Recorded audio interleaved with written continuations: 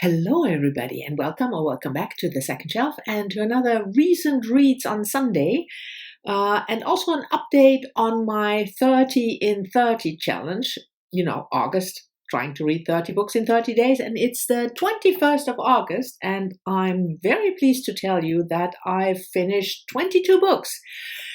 So yeah, it's looking good. It's only 9 more days, so fingers crossed, but I'm not sure yet whether I will be able to actually do the 30 because I'm kind of running out of short books to read. As you might remember, I always collect shorter books for this challenge, and I'm kind of running out of them. So we'll see.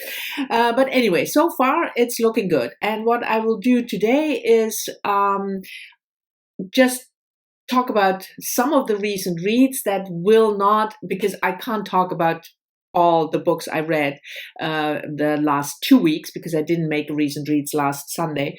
It's just going to be too long, but I'm going to split it in books that I'm not talking about in other videos, like the 1001 books by women that I have to read before I die, or the tops and flops, or I make a separate video for the translation books because it's Women in Translation Month, and also the reread. So yeah, public service announcement. Who cares?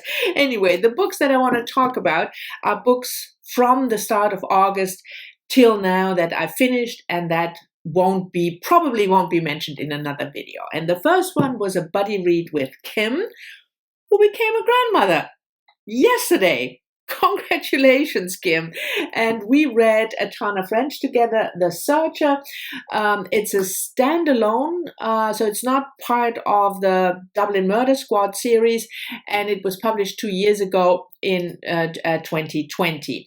And we follow Cal Hooper, who was a cop in the US, in Chicago, I believe, yes, for 2 decades, but he retired and he bought a dilapidated cottage in Ireland.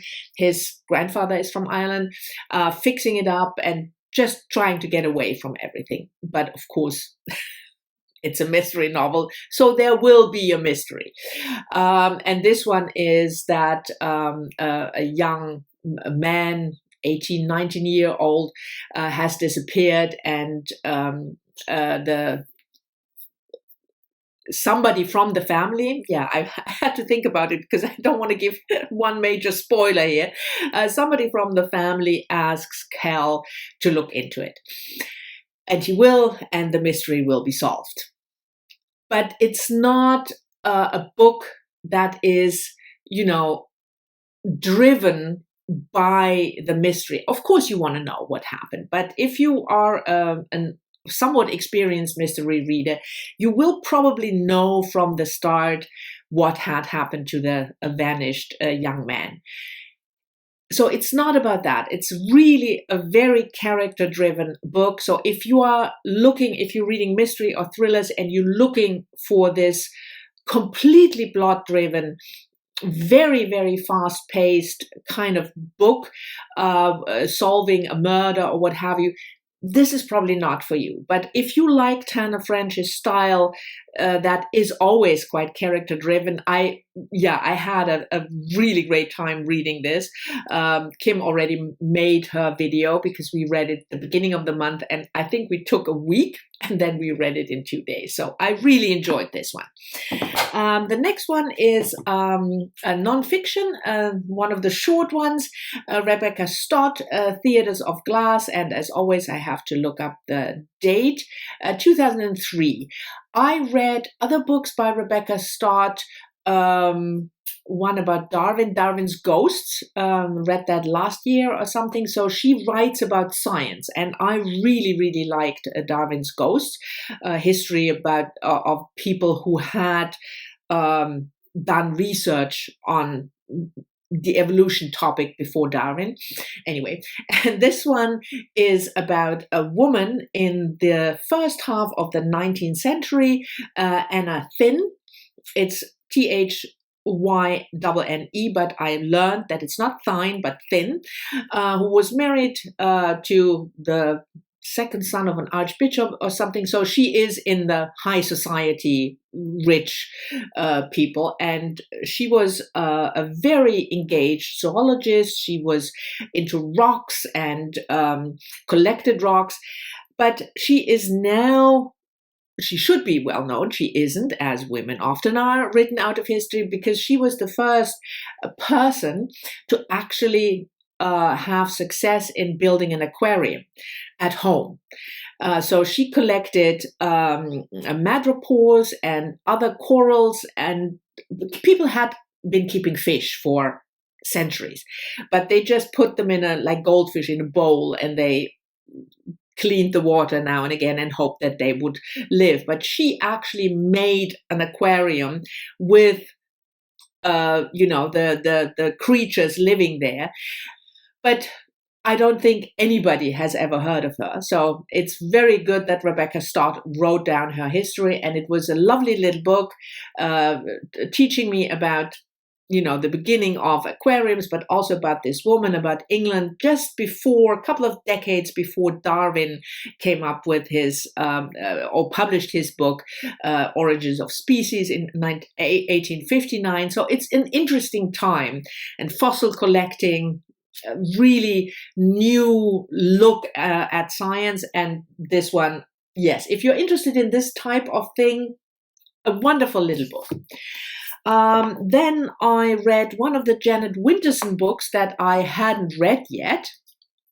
There are not that many, and this one is Wait, published in 2005, and it's one of the series where writers are asked to rewrite or to write a retelling, so of an ancient myth.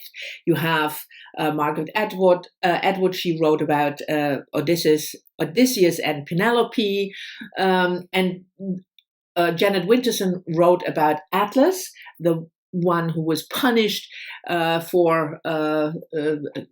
the gods. He had to carry the cosmos on his back, and Heracles, one of the half-god heroes.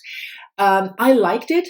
It's not my favorite Janet Winterson, but I like her style. I like the retelling. So it was just a nice, easy read, I would say. The next one is a buddy read that I did with Adam from Memento Mori and Kathleen from Kathleen Ann. And we read Anne Quince Berg. The second novel we read by her, we had previously read Three, her debut novel, and this is probably her most famous one, published in 1964. So Anne Quinn was a novelist in the mid-20th century. She died very young. She committed suicide when she was in her 30s. So she didn't leave, unfortunately, a big body of work, but this one is probably her most famous. And I think it has the most brilliant opening sentence that I've read in a very, very long time. A man called Berg, who changed his name to Greb, came to a seaside town intending to kill his father.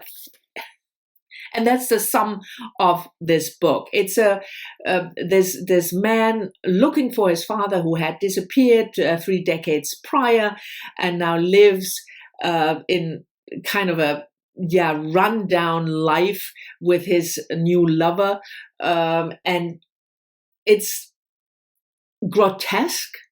I wouldn't call it funny because it's more tragic. But it has this grotesque humor that you might find in Beckett. If you find Beckett Waiting for Godot funny, then you will find this one funny. But it's also very gross. There's a lot of bodily fluids and people vomit and they're drunk all the time. So it's not a pleasant read. At least I wouldn't call it a pleasant read. But it's certainly different and interesting. And it says something also about the 1960s in literature, this experimental vibe that was going on.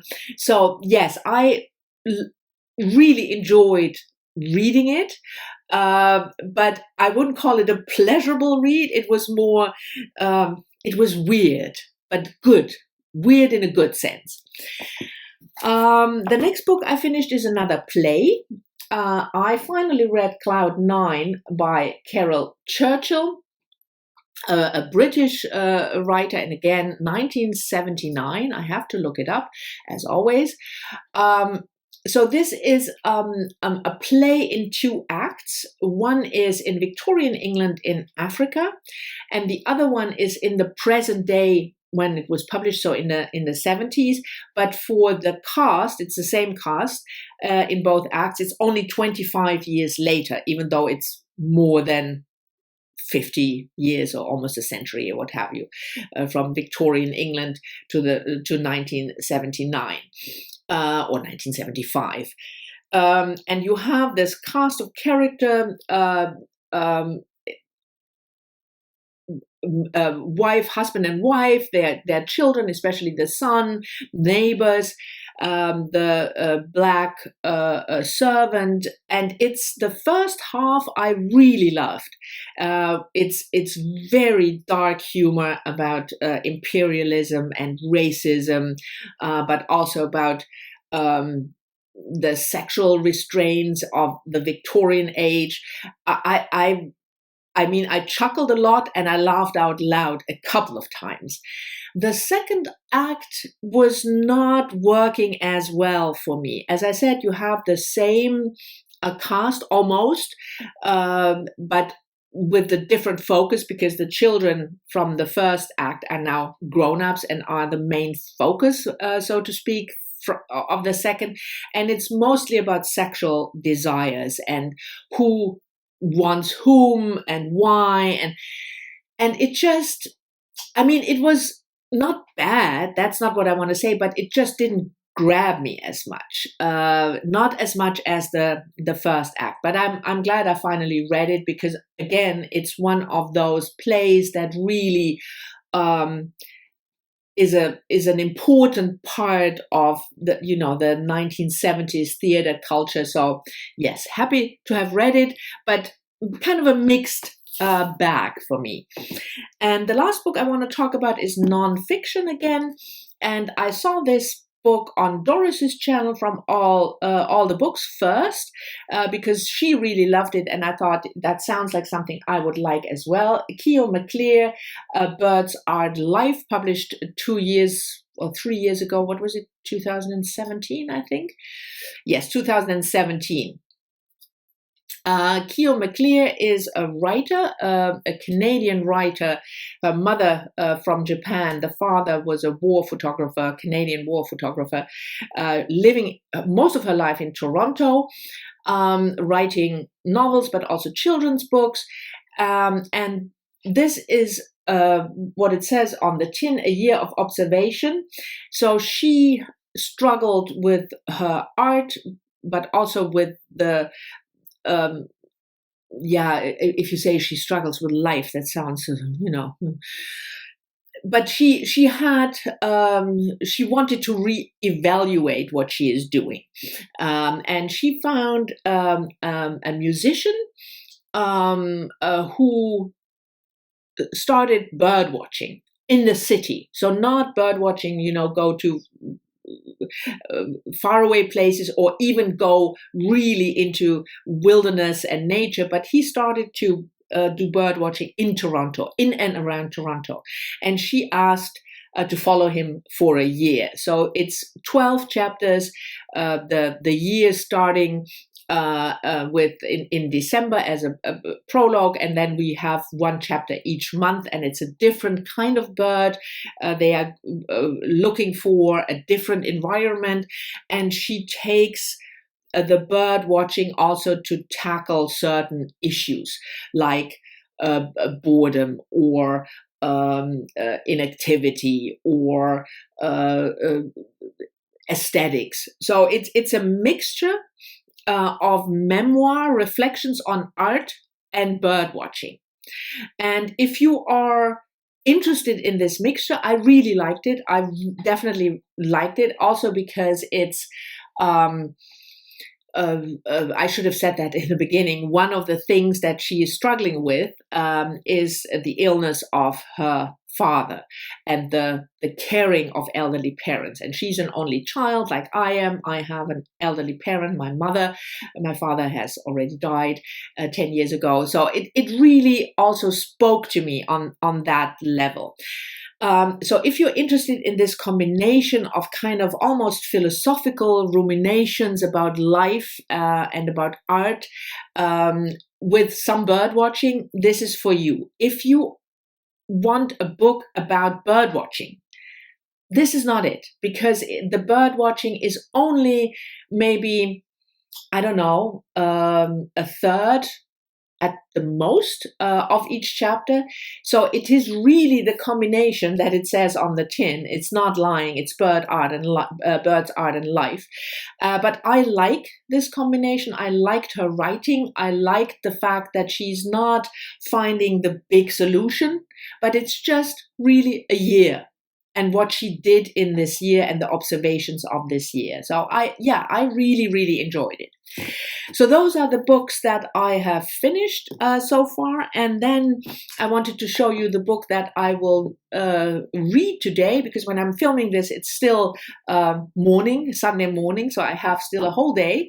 And this is this one, Eudora Welty, One Writer's Beginnings. This was, I have to look it up as always, published in 1983. Eudora Welty, you probably know as a writer, and I bought this, saved it as a thin book because I want to read more by and about Eudora Welty. I don't think I've ever read anything, so I bought a huge short story collection. I bought one of her novels, and this memoir about writing.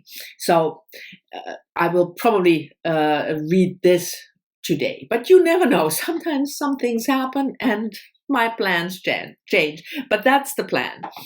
Anyway, so this is my recent reads on Sunday with an update on the 30 in 30 challenge. And you also probably know that Heidi is also doing that challenge. She is vlogging, and she's also doing really well. I think even she's quite a bit ahead, 2 books or so ahead.